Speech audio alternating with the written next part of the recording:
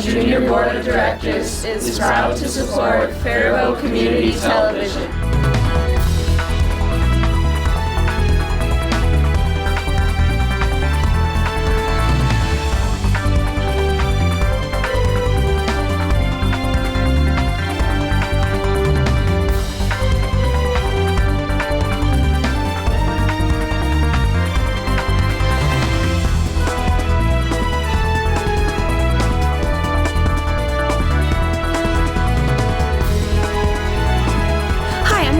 With the Faribault Area Chamber of Commerce and Tourism, and I wanted to bring you some updates. Coming up on March 19th, we have the 6th annual Faribault Flannel Formal. This is a fundraiser for our Main Street revitalization efforts, and all of the proceeds help benefit downtown Faribault. It's a fun event that's 21 plus. Tickets are $20. That includes a commemorative glass, one free beverage. There's a hot dish cook-off. We crown the best dressed lumberjack and lumberjane of the night. We've got some fun games and 2 live bands featuring music by Eclipse and Eden Road. We're looking forward to this fun event, and we hope you'll join us. But you can also join us in the fun leading up to the Flannel Formal, where every Friday from now until March 19th, we'll be wearing our best plaids as we host Flannel Fridays. It's a fun way to be part of the community, and if you send us your pictures, it might just end up on our social media campaigns. Make sure to check out the Paradise Center for the Arts for their great lineup of events as well, including The Boy Who Talks to Whales, February 18th through the 26th. In April, they'll have Bowing on stage. And the Cannon Valley Farmers Market takes place February 19th and March 19th. Make sure to check our events calendar at visitfaribault.com for other great events coming up. And of course, this is a great time of the year, as is every time, to visit the Riverbend Nature Center and explore their 700 acres. Plus, you can get outside and enjoy the storybook walk that the library has hosted, the mural hunt, or the history bench walk. And we do have maps of all of those things available here at the Faribault Chamber. I also want to take this opportunity to remind you to shop locally and support our local businesses. We're so blessed to have a great variety here in town, but they rely on your shopping, dining, and playing to help support them. Every dollar spent locally, 70 cents stays in the community, helping to support our local economy and those businesses. Again, if you have any questions or want more information about the Chamber or are prospectively becoming a member, please find us at faribaultmn.org. I also want to know, if you're considering opening a business, this spring we'll be happy to offer another round of micro grants through the Faribault Main Street program in collaboration with the EDA once again. Be looking out for those applications and opportunities, as it's a great way to expand or open a business in the historic district of Faribault. Thanks, and for more updates, visit us at faribaultmn.org.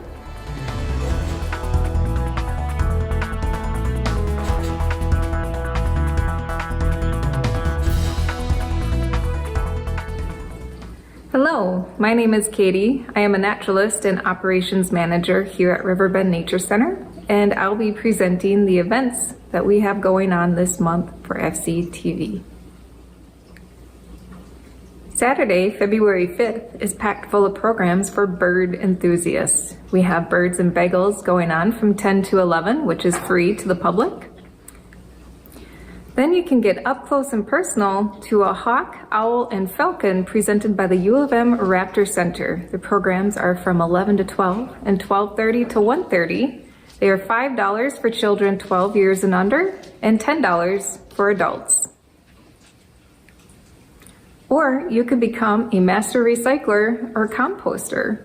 It's free for Northfield residents only, and it starts February 5th and goes through March 12th. Every Saturday from 10 to 12. Join us Friday, February 11th, starting at 6 p.m. for an adults-only luminary snowshoe hike. The program fee includes an adult beverage. This month's Lunch and Learn program guest speaker is Larry Vorwick. He is a retired zookeeper from the Minnesota Zoo and a volunteer naturalist here at Riverbend Nature Center. And he was part of the conservation project that reintroduced the trumpeter swan to Minnesota. So come and listen on how he was a part of that and how the trumpeter swan is doing today, too. We do not offer lunch anymore, but you're welcome to bring your own boxed lunch and enjoy the program. We also have a great lineup of youth programs. Little Sprouts is on Tuesday, February 8th and Tuesday, February 22nd from 9:30 to 11. Little Sprouts is an excellent program for a child with a parent or a grandparent or any other relative that would like to come, and is for ages birth to 5 years old. This month's topics are ice exploration and snow science. Science Days is on Saturday, February 19th this month and offers extreme winter survival from 10:30 to 11:30. Then learn how to reduce, reuse, and recycle from 12:30 to 1:30. Program is $10 per child. And last but not least, sign your child or grandchild up for Adventure Days when school's out on Monday, February 21st. The program goes from 9 to 3:30, and you can sign your child up for before and after care starting at 8 and goes till 4:30. This is a pay-what-you-can program, even $0, so it's free to come if you really want to, and it's a lot of fun. We encourage you to sign up. For more information on all of our programs and events, go to rbnc.org and sign up and get registered for our fun-filled programs. Thanks for watching. Come and join us and get outside this winter.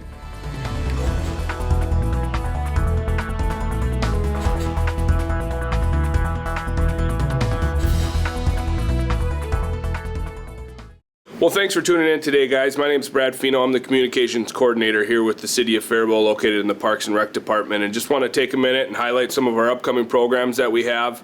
Our next Buckham Bulletin will be coming out here in late February. That's going to include all of our spring programming, in addition to a little bit of a sneak peek into our summer programming. So make sure you watch out for that. Everybody within the Faribault School District limits there will receive a bulletin by mail. If you live outside of the limits and you're interested in receiving a copy, give us a call down here at the Community Center, 507-334-2064, and we'll be happy to send out a copy to you.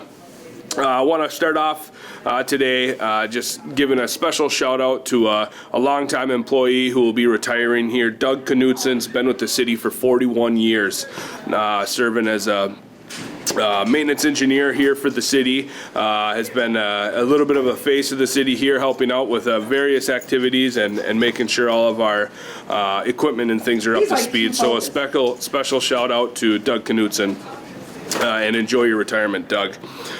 Some program updates. We'll have dance lessons and ukulele guitar lessons starting off here in February.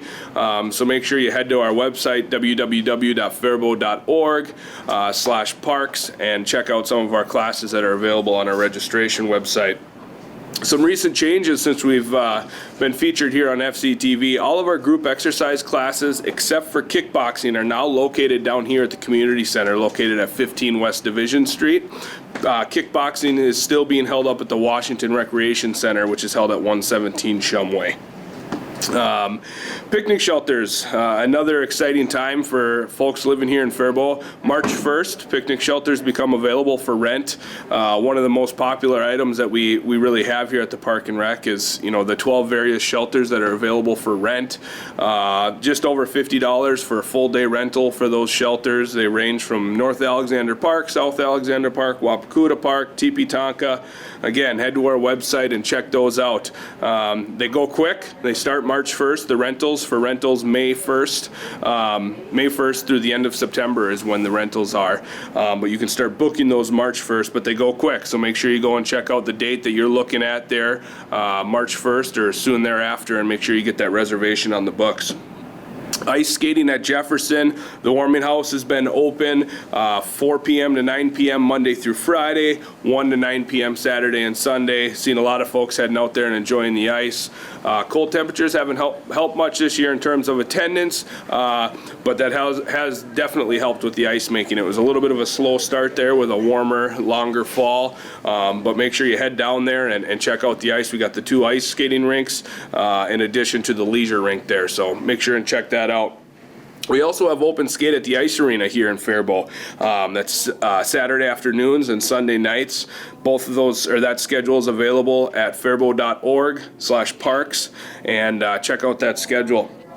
One other new program that I'd like to mention in the aquatics field is our new water yoga mats. That'll kick off here in late January, Saturday morning classes. It's going to be free for the first month, so folks can check it out, but there's only a limited number of mats, so make sure you get here early so you can claim one of those mats. A new program that our aquatics supervisor, Kevin O'Brien's leading. Just an innovative thinker, really always looking ahead and making sure people are finding the best exercises for them. So stop on down to the community center or visit our website for more information. The last program I'm going to mention is kind of a stepping stone for us as we start gearing up to open up the aquatic center here this summer. When you look outside, there's still plenty of cold and lots of freezing temperatures, but from an internal standpoint, we're already thinking about the aquatic center, and so we'll be offering 2 lifeguard classes here this spring, March 18th and April 8th. Again, we're gearing up for the aquatic center, so we're looking for lifeguards. This is a great opportunity for high school students or college students to go and get this certification and really help put on a great facility that we have here in Faribault at the Faribault Family Aquatic Center. As I mentioned throughout, check out our website, faribault.org/parks. Give us a call at 507-334-2064. Happy to share any and all information with you. And head on over and like us on Facebook. Thanks for tuning in and have a great day.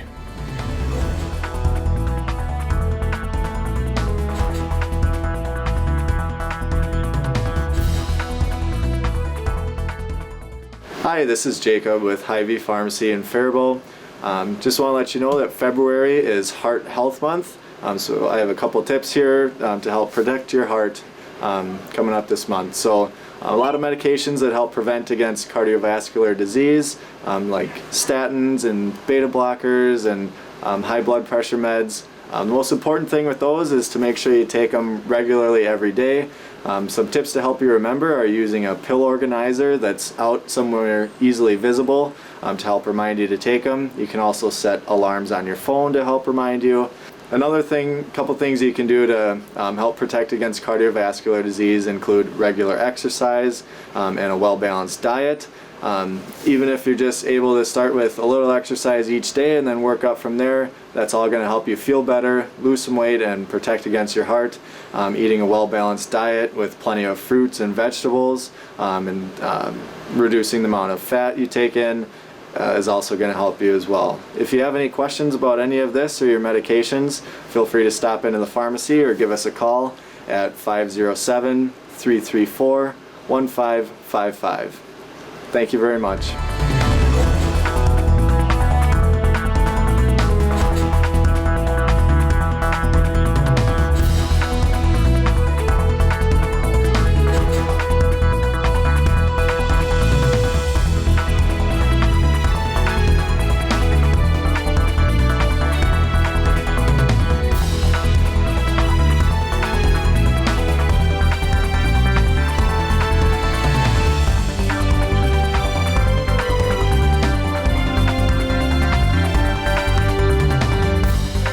Hi, Dr. Michael Ritchie Eye Clinic and LASIK Center. Thanks for joining me again.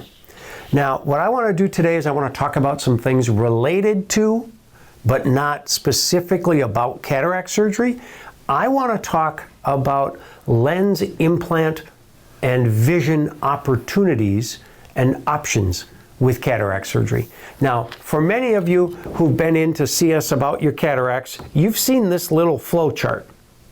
So this is our flow chart that describes what your options are. A very simple flow chart. At the top, I have cataracts and I need surgery. If you say, you know what, I need glasses, I like glasses, I'm going to wear glasses when I'm done, and I don't care if I need glasses, standard cataract surgery works beautifully. Now, there's nothing substandard about standard surgery. We're going to take out your cataract, we're going to measure the eye, we're going to calculate the implant that fits your eye the best. So we're going to build your glasses prescription into the new lens implant as best we can with standard surgery. But we're limited. We can't correct astigmatism. We can't use a lens implant that has a bifocal system built in. So you're going to need some glasses after standard surgery. Now, 65% of people with standard surgery don't need glasses to see distance. They see distance great, they drive without their glasses, but they need glasses to read. 35% of people either need glasses to correct astigmatism or simply to fine-tune their distance vision. So 35% of people need glasses that they wear as much or as little as they need to. 65% of people simply need glasses to read. Those are pretty good odds. But with our upgrades, what we do is we minimize glasses as much as we can. So upgrade options, they're not about better vision. They're about minimizing glasses. So what does that mean? It means we need to guarantee as best we can you're going to see distance and not need glasses for that. So you may need them to read. Or we're going to have to somehow figure out how, with cataract surgery, to give you distance and some near vision. So let's talk about those options. The first one here is what we call comprehensive vision. Comprehensive vision is just what it sounds like. It's comprehensive: distance, intermediate, and near. Now, the way we achieve this is with a lens implant that has a bifocal system built in. So the bifocal system gives you the full range of vision. I can see distance, I can see my computer, I can see my dashboard, and I can read. Now, there's a drawback. The bifocal system is built in a ring design. And it's a bunch of concentric rings built into the lens. That's going to give you some glare at night. Everybody sees it differently. So there's no way for me to tell you what the glare at night is going to be like. What I can tell you is the statistics are that somewhere between 3 and 12 weeks, 97% of people will say the glare at night is gone. But there are 3% who will have glare at night that persists. Very rarely is the glare at night bad enough that people want these lenses removed. So they're tolerated very well, and they work. Now, the problem is you have to have an absolutely normal, healthy eye. Cornea's got to be normal. You can't have any diabetic retinopathy or macular degeneration. So not everybody's a good candidate for comprehensive vision. So the other option that we talk about is what we call blended vision. Now, premium distance vision, it seems pretty obvious. We're going to correct your astigmatism, we're going to give you distance vision, but you are going to need reading glasses. No doubt about it. Blended vision is an option to try to help minimize how much you need readers. So this is a good option for people who aren't really a good candidate for comprehensive vision, or people who are a little leery or skeptical of having some glare at night. So what is blended vision? Blended vision is very simply a single vision lens implant. We correct astigmatism, and now obviously the best vision we can have is both eyes together, whether it's for distance or for reading, but we're going to break them apart just a little bit. And we're going to have one eye that's a little better for distance, one eye that's a little better for reading. And we call this blended vision because the two eyes together give you a nice full range of vision. Perfect? No. Best vision is both eyes together, so it's not quite perfect. What can you expect? Well, you can expect that in normal daily activities, you'll be able to see distance, you'll be able to read. If you're going to sit and read a novel, you might want to put on reading glasses, be a little bit more comfortable. Do you need to? No, only if you think you do. The other thing you need to be aware of, blended vision might cause a little glare at night. Why? Because one eye's focused more at the dashboard, and that eye isn't focused at headlights. So a simple solution to that, we can give you a prescription for a pair of glasses that takes the blended eye, sharpens it for distance. Now you've got that perfect good night vision without any glare. 50% of people with blended vision have a pair of glasses they wear for driving. Now, if you're going to get a pair of glasses that sharpens your distance vision, have a bifocal put in it so you can use that as your reader as well. That way it's one pair of glasses. You put them on as much as you need to. Now, there are some interesting new technologies that make blended vision even better than it was before. The biggest thing is our single vision lens implant that we use for blended vision now has a feature that's called an extended depth of focus component. What does that mean? An extended depth of focus lens means that if it's focused out at distance, it's also going to give you some of that intermediate. And if it's the near vision lens, we don't have to focus it here. We can focus it out a little further and you'll still get reading. So it gives us a range through which you can see that's better than a typical conventional single vision lens. So blended vision has really become a very nice option for people. It's less expensive than comprehensive. With the extended depth of focus lenses, it's really versatile. And in fact, my usual statistic is 50% of people with blended vision need glasses or choose to have them for driving at night. That is now down to about 25 to 30% of people. So most people with blended using these extended depth of focus lenses are free of glasses for most everything. They still might need them for the fine print, and you certainly are going to need help with bad light. Reading in bad light is difficult. It's difficult for all of us. So turn on the lights and you'll read better. And nighttime driving, people tend to get along quite well with that. You still might find that you want a pair of glasses just to fine-tune the distance for driving at night, but most people get along quite well. So as you think about your cataract surgery, think about blended vision as an option for you. Thanks for joining me.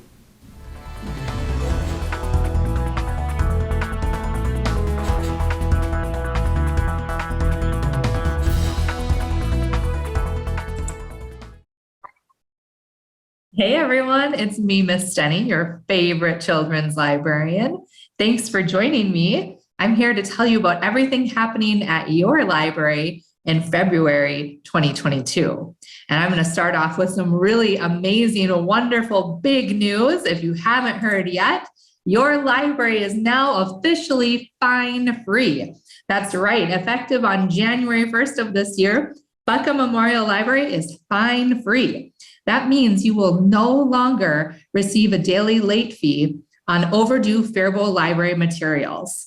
And additionally, any late fees from our library that you had on your account have been cleared. That's right, you get to start fresh with 0 fines.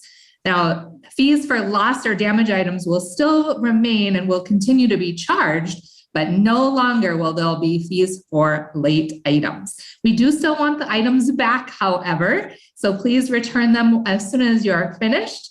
And if you have questions or you want to know more information about our fine-free situation, you're going to want to check out the library's website. Just go to faribault.org/library and you'll find all the info there, including a frequently asked questions section, so you can enjoy your library fine-free.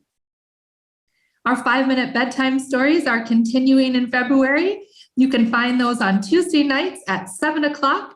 Just look at our Facebook or our YouTube page. Either place will have the same video of me sharing a short bedtime story for the kiddos.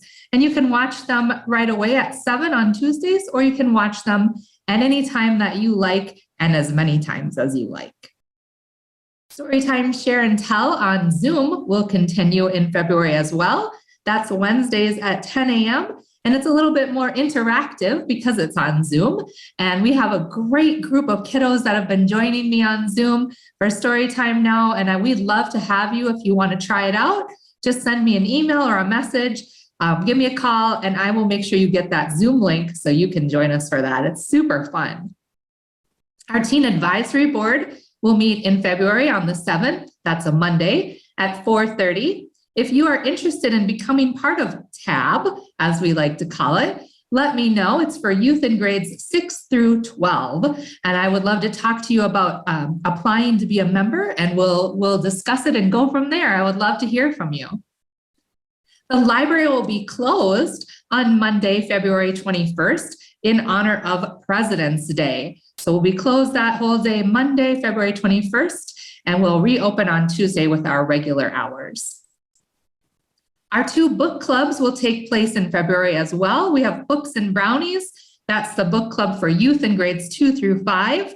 The February meeting will be on the 14th at 4:30.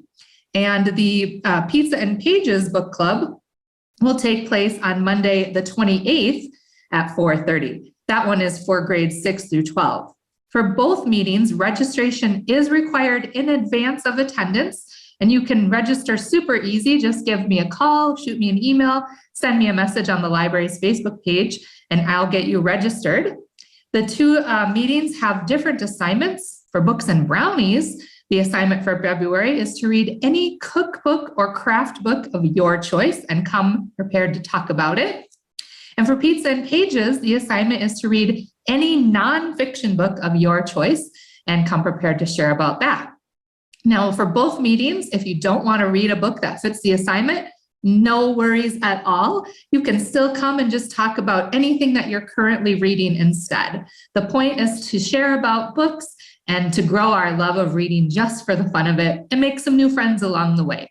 So I'd love to hear from you if you want to join us for either Books or Brownies or Pizza and Pages. And again, registration is required and space is limited. So get a hold of me right away if you want to come. And then our winter reading program for adults ages 16 and up kicked off back on January 3rd. It's still going on till the end of March. So you have plenty of time to stop in the library and get signed up. It's really easy. You just stop in and grab a Buckham Book bingo sheet and then keep track of your reading activities. Turn it in on March 31st or before, as soon as you're done. And then you'll be entered in a drawing to win a grand prize of a Kindle Fire. Super exciting. So if you have questions about that, get in touch with Alan. She's our adult program librarian. And then speaking of Alan, she also leads the Faribault Ukulele Network, which is called FUN for short. And that meets on the second and fourth Thursdays of the month for ukulele jam sessions. Now, FUN is for experienced ukulele players only, ages 16 and up. You have to have your own uke, your own tuner, your own music stand, and you can purchase some music from Alan. But if you want to join FUN, you should get in touch with her, either give her a call or shoot her an email here at the library. And if you have any questions about anything happening here at your library, there's some great ways to stay in touch with us. You can do that on the library's website, our Facebook page, our Instagram, or you can just stop in. Give us a call, send us an email. We would love to hear from you, friends. Take good care, stay warm, enjoy the rest of your February. I'll talk to you again soon. Bye-bye.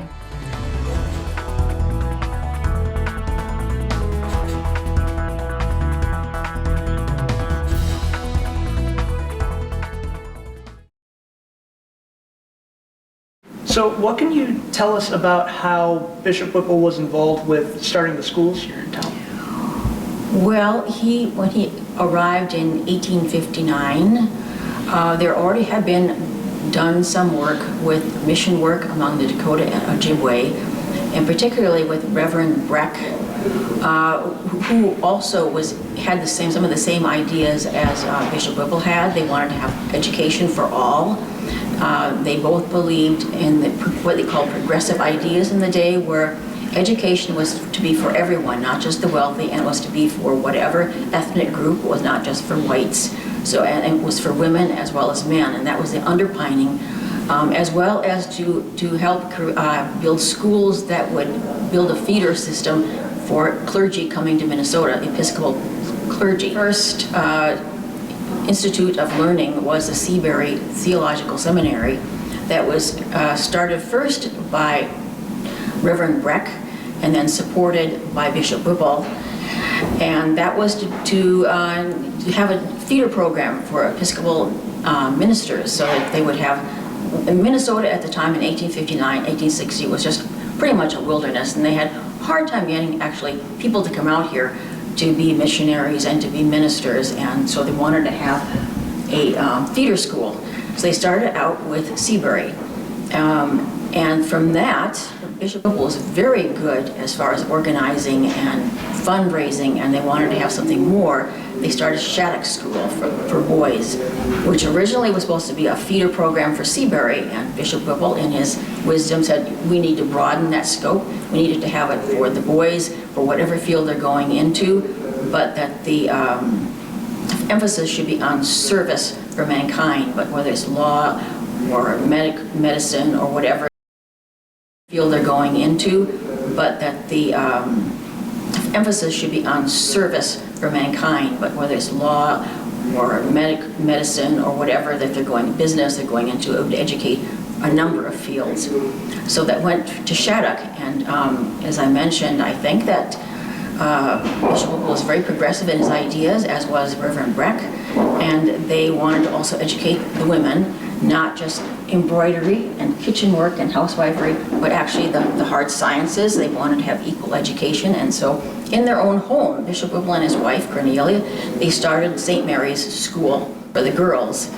And so it went from there. They went to adding, we had an Andrews Hall. They wanted to have a school for the Native Americans, and that didn't last that long, but it was an experiment. They wanted to have a mission school and to educate, bring the Dakota and Ojibwe into as far as being able to educate them into the white world. They thought that would be the best way to make sure that they would survive. Today there's some controversy about some of those ideas, but at the time it seemed like the only way that they were going to survive. And so voluntarily, parents sent them to Andrews School. And once in 1862, when the Dakota-U.S.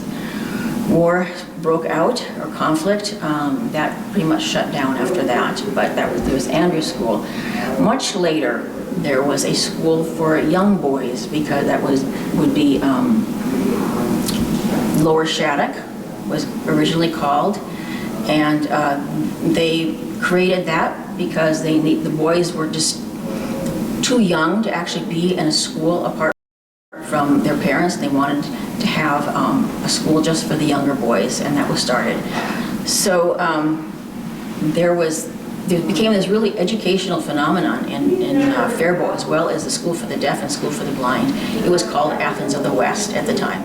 So Bishop Whipple was obviously very involved in education, but I think he is perhaps more widely known for his efforts with the Dakota and Ojibwe in Minnesota, and then even beyond that later on with his efforts for Native American rights nationwide and internationally. He had a title that I love, which is Bishop Straight Tongue, from his just willingness to be honest and open, and what he told them was the truth. I think that was something that was pretty universal in the research, is that his relations with Native Americans were very positive. Would you agree? Yes, I would agree, and not all Native Americans were necessarily eager to be Americanized, but they all trusted him pretty much. They knew that he was on their side, and he would go to the U.S. government, he would go to the state government, he would go to politicians, and you know, talk about their case and talk about how they have been taken advantage of and how treaties have been broken, and he was on their side. And they knew that that was the case with him, where it was not that common, actually. He really respected them as a people, respected their right to survive, and respected their ability to, just their own abilities and cultures. When the U.S.-Dakota War broke out, Bishop Whipple actually got involved with helping settlers and those that were sort of making their way away. But one of the things that I thought was very interesting in the research is that even as he's helping people that are wounded and people that are fleeing, he's also preaching forgiveness and coming together and being peaceful. And I think that, in particular, especially at that time, is really telling about him, and I think his views. Yes, and I should emphasize that at the time his views were not very popular with the general white population. I've mentioned several times the U.S.-Dakota Conflict, which broke out in 1862 between the Dakota and the whites that were settled in the western part of the state. And it came about for a number of reasons. A lot of unfair treaties. They didn't have enough food. They were not getting payments for their treaties, for their land. There was a whole series of grievances, very reasonable grievances. And so he was trying to educate the population about some of the injustices. This was not popular, especially after the conflict broke out, which there were some atrocities involved against white settlers, but they were often very exaggerated, and they were often unfairly pinned on all Native Americans, all Dakota. And he would go in and he would fight for them to make sure that the white population heard another voice, and he was very unpopular during that time. After the war, many of us know the history about the forced marches up to Fort Snelling. One of the things that's interesting, and Bishop Whipple took a lot of heat for this, is that he actually go up there and would conduct sermons and do baptisms into the Episcopal Church, and he was vilified by many politicians, newspapers, for doing this, for showing them basic kindness. One of the things that many may not know is that several Dakota after the war came to Faribault, and part of the reason for that is Bishop Whipple, along with Alexander Faribault, went and advocated for a group of them to come here and protected them and gave them land to live on. And when many other Dakota were being sent out of state to reservations and being stripped of their land, this small group was allowed to stay here and to thrive, and is actually still here. Several of their descendants are in Mendota or in Morton on the Lower Sioux Reservation. So he has a very strong hand in Native American relations here in town. And we should mention that Alexander Faribault also was in agreement with this, and he was also very helpful in protecting the Dakota who came to live here. In his later years, he continued to grow the diocese from practically nothing, I would say, to quite a large diocese. At one point, in fact, it even had to be split into two because it was becoming too large. Up in Duluth, they had a second diocese, and then the rest of the state was the first one. So Bishop Whipple had a co-bishop for a few years until eventually the one in Duluth passed away, and they reconsolidated into one diocese, which it still is one today. But it's fascinating that for a place that no one wanted to come, that was a wilderness, he grew it so large that the Episcopal Church went, no, we need two of you. And I think to emphasize too is that he was not the healthiest individual, Right. strapping 6-foot-something person, but he had respiratory problems. Nonetheless, he would travel around the state of Minnesota. In his own autobiography, he said he would travel up to 3,000 miles a year in horse and buggy, or just a horse, in all kinds of weather, and get out to the missions and be a representative to white settlers, of course, and also the Native Americans. He believed in salvation for all. So he was basically serving everyone, and he showed a tremendous amount of energy for someone who actually did have some significant health problems. And that 3,000 miles is just here in Minnesota, traveling to all the different places, Correct. not to mention all of his travels abroad or to other places in the country.